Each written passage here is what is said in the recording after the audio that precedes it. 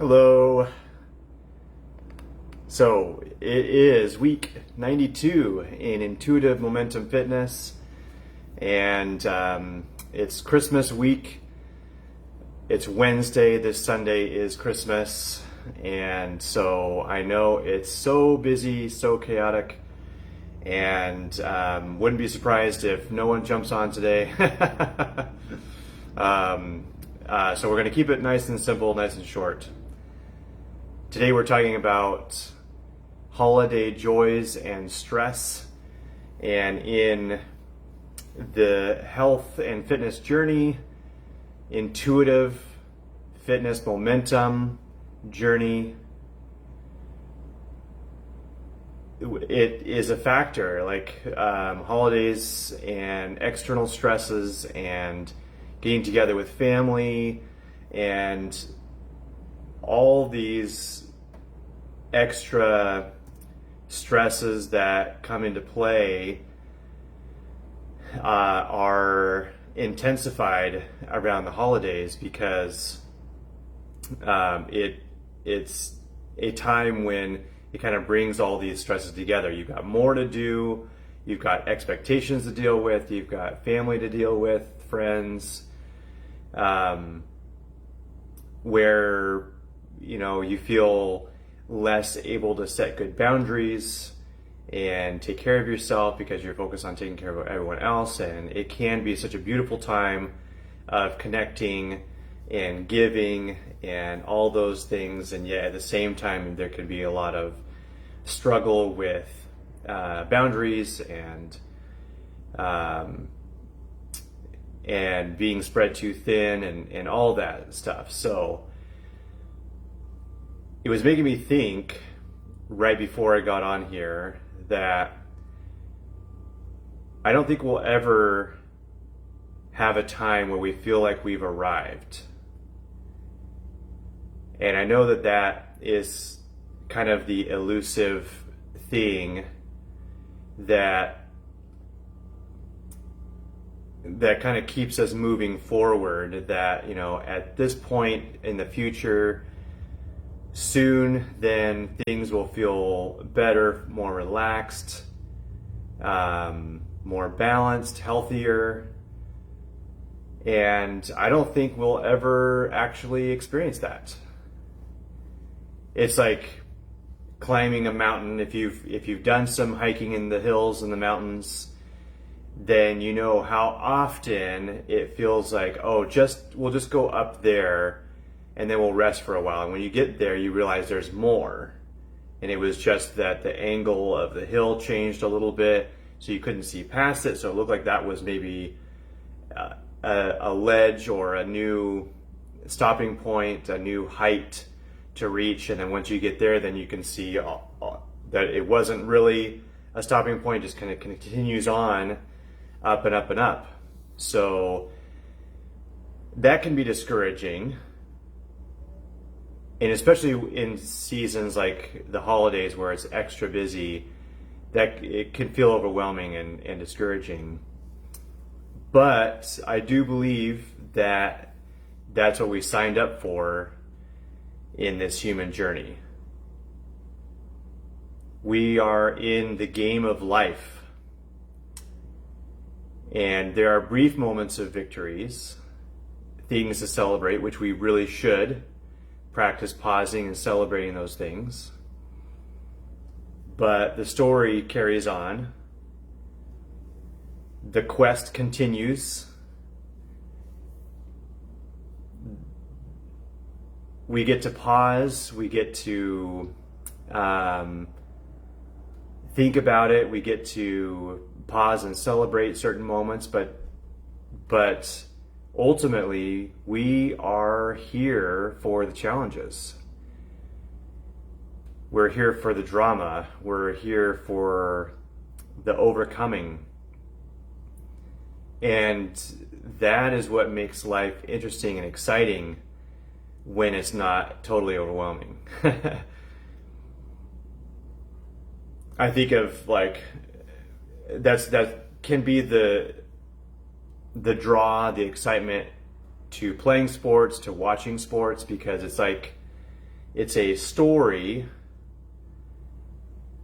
or like a miniature representation of life. Okay, so this team is going to try to score this many baskets. This other team is going to try to keep them from scoring baskets, and they're going to try to score baskets. And who is going to prevail? And how is it going to go? Who is going to be more strategic? Who's going to be faster? Who's going to be stronger? And if everything was automatically set, if we were able to do calculations and have that calculations come out accurately 100% of the time, it wouldn't be interesting. Because when you watch a sports game, you're actually watching a drama unfold. Like, you don't know what's going to happen. They don't know what's going to happen. It may happen like you think it's going to happen, but sometimes it doesn't happen the way you think it's going to happen. Sometimes the end result is what you thought it was going to be, but then the journey along the way wasn't what you thought it was going to be. So Argentina just won the World Cup. And why does it mean so much for them to win that? It obviously meant the world to them to win, but why? And it is because of the struggle, the uncertainty, the overwhelm, the number of other nations that want the same thing.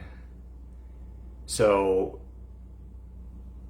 I think when it comes down to it, when you realize that we're here for the story, that means we're here for the struggle, and we're here for the challenges and the overwhelm.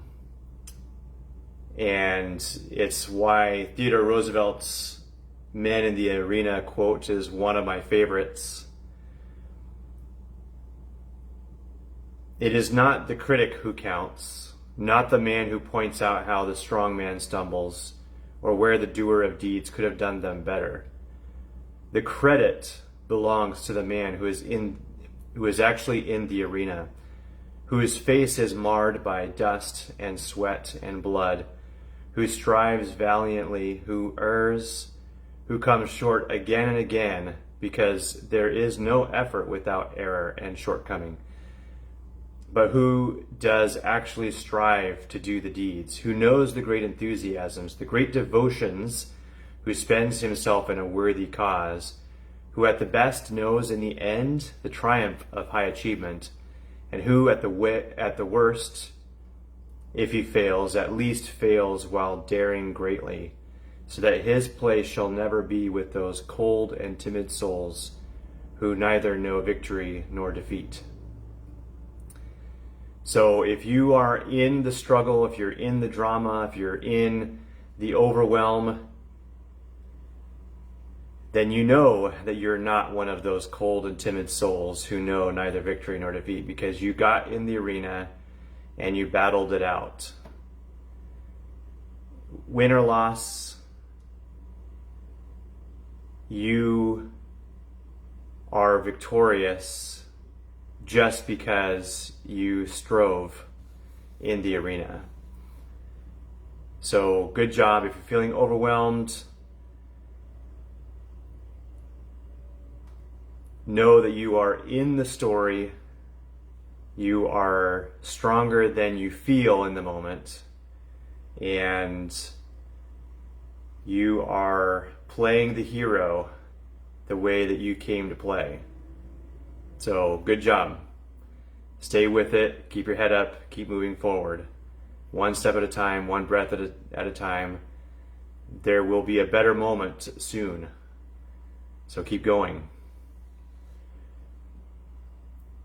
So yesterday I posted, in the midst of the chaotic holiday season, let's keep it simple the next couple of weeks. What is one joyful thing you're focusing on, and one stressful thing you would like witness for?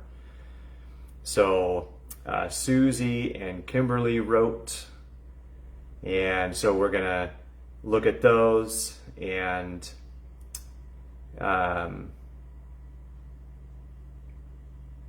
respond to those. So we'll dive in. Susie says, joyful. joyful things: spending more time with family and friends, attending more social events, meeting new people, building new spheres in community. To sum up into one thing, I'd say it's building more connection with people. That's a beautiful thing. I know you're more on the extroverted side and love connecting with people, building new friendships and spheres of community. So that's really cool. I'm glad that you have lots of opportunity for that. And then stressful, on the stressful side of things, always worrying about the future, the unknown, and things I can't control. I'm not sure how to sum that into one. The future is an unknown entity, so that boils it down to two. Maybe it's that if you don't know a thing, you can't know or figure out how to control it. So it probably boils down to me not liking it when I don't feel like I have control or mastery over my existence. And that probably stems from being overprotected and smothered and micromanaged as a kid. Yes, so many patterns that some of us have, no matter what the type of trauma experience that we had, it is way easier to feel safe if we feel like we have some measure of control over our lives, over the future, over things that are coming. And yeah, we don't. And I don't know how we share that, that piece, but like,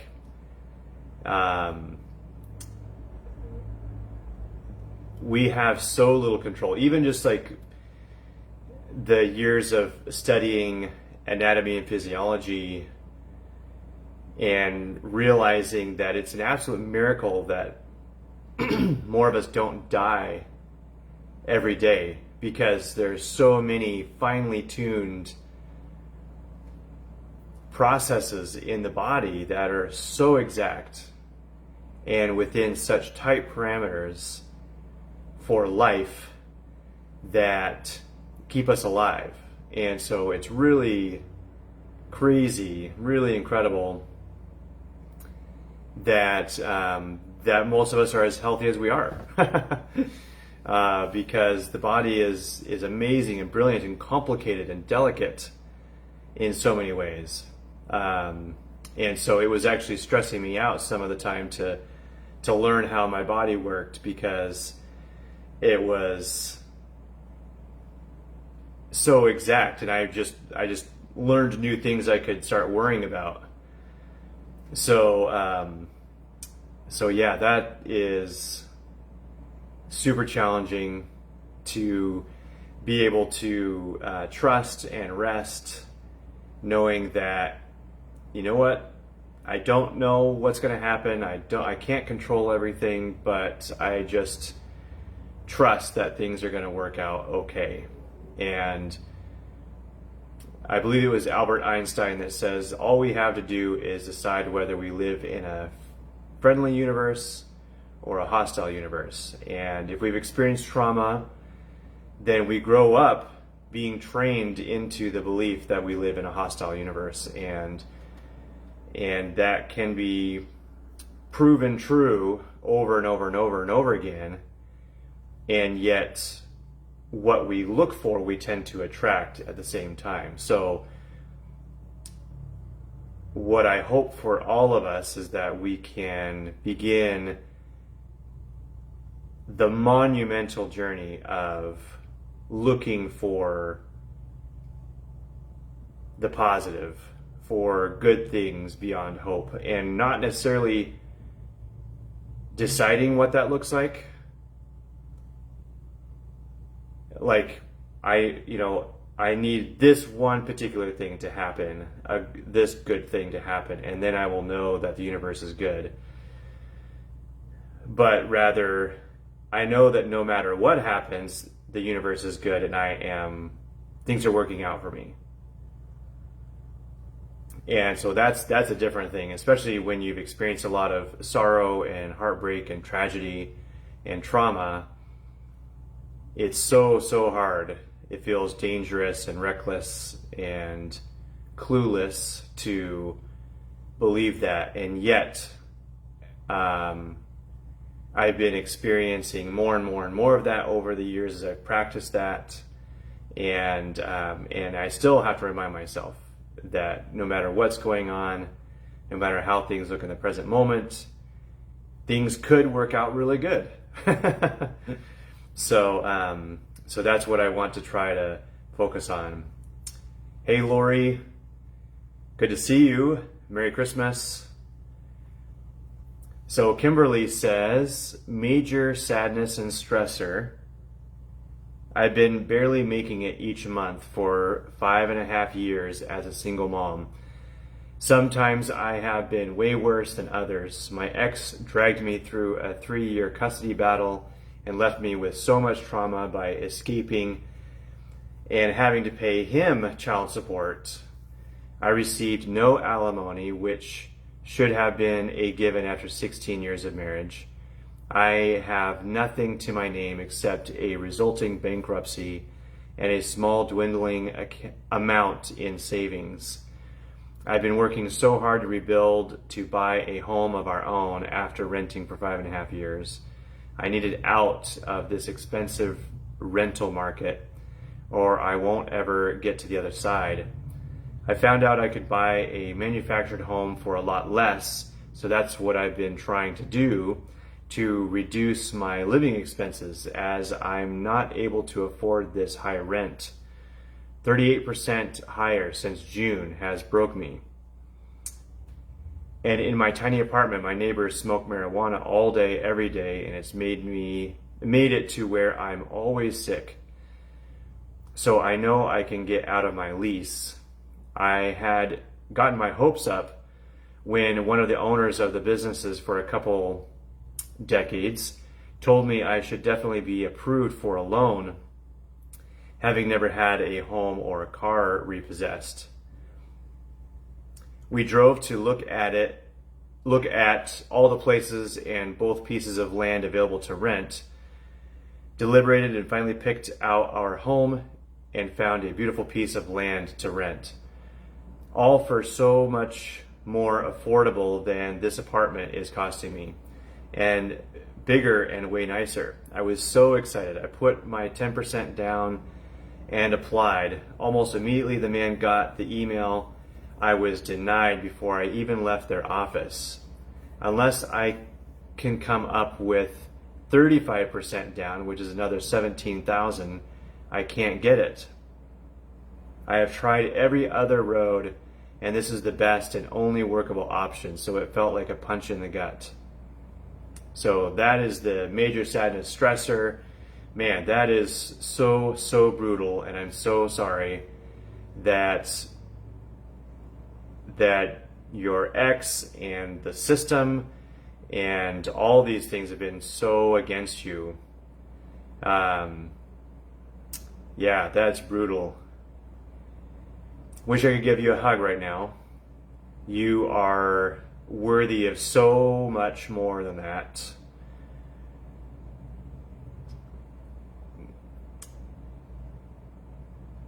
And sometimes, I don't know, I think we can look back, and I don't want to get all philosophical about, tragedy and brutal things, but yeah, it's like you get used to those kinds of experiences because that's all you know, and then it just becomes what you are okay with, and not really, but it's like what you expect, and part of you believes that is what you're worthy of, and it's so hard to turn everything around, your belief system and your energy and all that, and like, no, I am worthy already, without earning it, of receiving abundance. And joy and assistance and all those things. So yeah, just praying for lots of encouragement, confidence, the assurance and knowledge that you are worthy of miracles and beautiful, powerful things, and being provided for and gifted things without earning them, and all of that. So yeah, wishing you all of that for Christmas. It sounds like it's not completely shut door yet, so praying for miracles for you. So Kimberly also says, the joyful side, I have my boys this week for Christmas break and I am off today. I'm a little hopeful about starting an online auction/sale fundraiser to hopefully help raise some of the money I need. I am determined that somehow this will work out. Yes. So love your hopefulness and your optimism, and definitely joining you in that as well. So I'm sure the rest of you can relate to being extra stressed, but also being thankful for some extra joys this week as well. Remember to anchor in to your body, anchor in, take moments to breathe, even just stepping into the bathroom and putting a hand on your heart and breathing, tuning back into yourself and reminding yourself of your mission, your intentions. Like, you are here to change, to overcome, to grow and expand. And so part of that is just you riding the waves, tuning into yourself, being strong, holding fast, surviving, taking the next step, all those things. So I hope that you can do that with courage and bravery and joy, finding all the little things to be grateful for, even when life is overwhelming. So I hope that you all have a good week, that you are surprised by joy, surprised by miracles, that this week is special in ways that you could not have anticipated, and that you have a joyful Christmas season. Lots of love. Talk to you soon.